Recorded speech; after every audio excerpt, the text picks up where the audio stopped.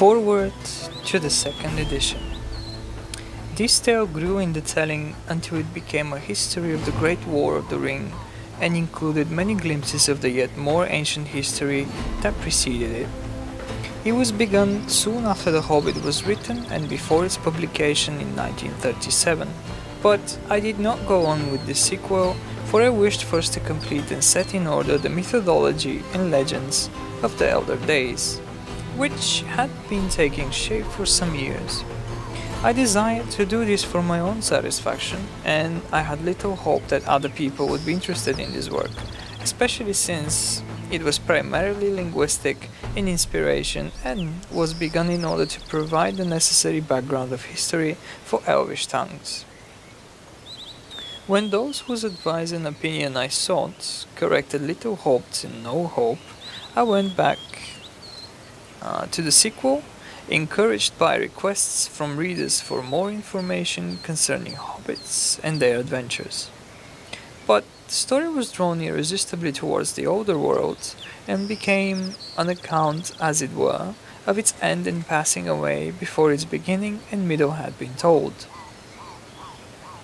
The process had begun in the writing of The Hobbit, in which there were already some references to the older matter: Elrond, Gondolin, the High Elves, and the Orcs, as well as glimpses that had arisen unbidden of things higher, or deeper, or darker than its surface. Durin, Moria, Gandalf, the Necromancer, the Ring. The discovery of the significance of these glimpses and of their relation to the ancient histories revealed the Third Age and its culmination in the War of the Ring. Those who had asked for more information about hobbits eventually got it, but they had to wait a long time, for the composition of The Lord of the Rings went on at intervals during the years 1936 to 1949, a period in which I had many duties that I did not neglect, and many other interests as a learner and teacher that often absorbed me. The delay was, of course, also increased by the outbreak of war in 1939, by the end of which year the tale had not yet reached the end of Book 1.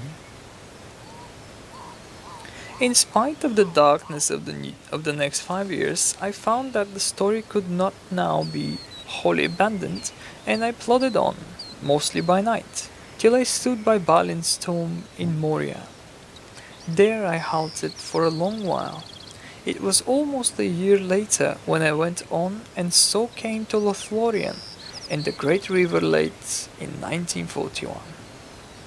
In the next year I wrote the first drafts of the matter that now stands as Book 3, and the beginnings of Chapter 1 and 3 of Book 5, and there as the beacons flared in Anórien and Theoden came to Harrowdale, I stopped.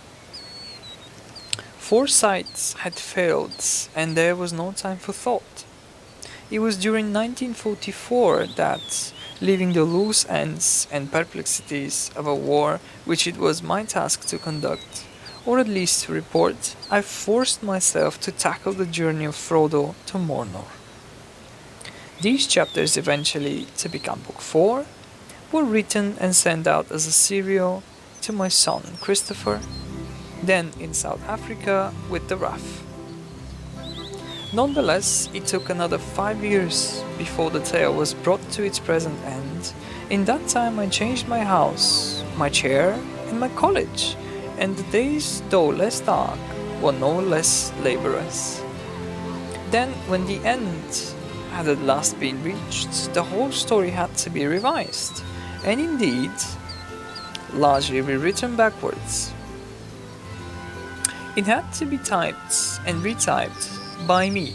The cost of professional typing by the 10-fingered was beyond my means. The Lord of the Rings has been read by many people since it finally appeared in print, and I should like to say something here with reference to the many opinions or guesses that I have received or have read concerning the motives and meaning of the tale.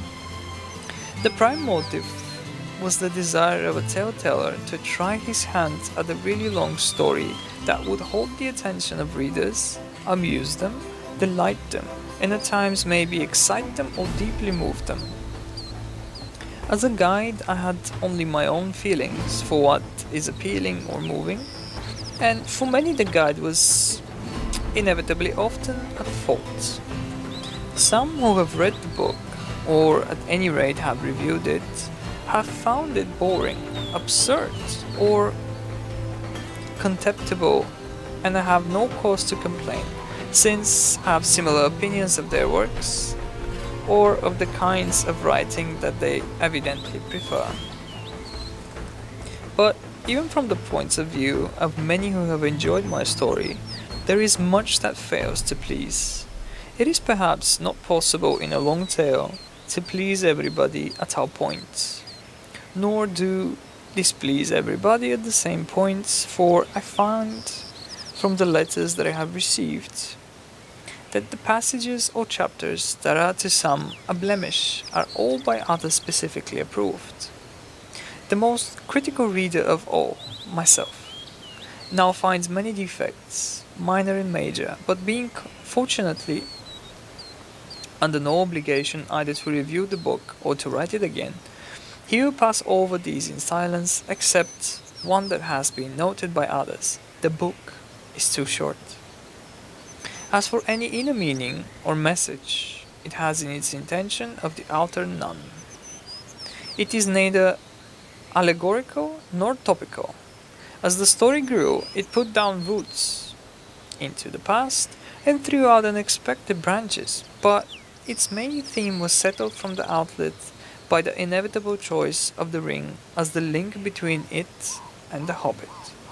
The crucial chapter, The Shadow of the Past, is one of the oldest parts of the tale. It was written long before the foreshadow of the 1939 had yet become a threat of inevitable disaster, and from that point the story would have developed along essentially the same lines if that disaster had been averted. Its sources are things long before in minds, or in some cases already written, and little or nothing in it was modified by the war that began in 1939 or its sequels. The real war does not resemble the legendary war in its process or its conclusion. If it had inspired or directed the development of the legend, then certainly the ring would have been seized and used against Sauron. He would not have been annihilated but enslaved, and Barad-dûr would not have been destroyed but occupied. Saruman, failing to get possession of the ring, would, in the confusion and treacheries of the time, have found in Mordor the missing links in his own researches into ring lore, and before long he would have made a great ring of its own with which to challenge the self-styled ruler of Middle-earth. In that conflict, both sides would have held hobbits in hatred and contempt. They would not long have survived even as slaves. Other arrangements could be devised according to the tastes of views of those who like allegory or topical reference. But I cordially disliked allegory in all its manifestations, and always have done so since I grew old and wary enough to detect its presence. I much prefer history, true or feigned, with its varied applicability to the thoughts and experience of readers. I think that many confuse applicability with allegory, but the one resides in the freedom of the reader, and the other in the purpose domination of the author. An author cannot, of course, remain wholly unaffected by his experience, but the ways in which a story germ uses the soil of experience are extremely complex, and attempts to define the process are at best guesses from evidence that is inadequate and ambiguous. It is also false, though naturally attractive, when the lives of an author and critic have overlapped, to suppose that the movement of thought or the events of times common to both were necessarily the most powerful influences. One has indeed personality to come under the shadow of war to feel fully its impression, but as the years go by, it seems now often forgotten that to be caught in youth by 1914 was no less hideous an experience than to be involved in 1939 and the following years. By 1918, all but one of my close friends were dead. Or to take a less grievous matter, it had been supposed by some that the scoring of the Shire reflects the situation in England at the time when I was finishing my tale. It does not. It is an essential part of the plot, foreseen from the outset, though in the event modified by the character of Saruman, as developed in the story without, need I say, any allegorical significance or contemporary political reference whatsoever. It has indeed some basis in experience, though slender, for the economic situation was entirely different and much further back. The country which I lived in childhood was being shabbily destroyed before I was 10. In days when motor cars were rare objects, I had never seen one, and men were still building suburban railways. Recently, I saw in a paper a picture of the last descriptable of the once thriving corn mill besides its pool that long ago seemed to me so important. I never liked the looks of the young miller, but his father, the old miller, had a black beard and he was not named Sandyman. The Lord of the Rings is now issued in a new edition and the opportunity has been taken of revising it.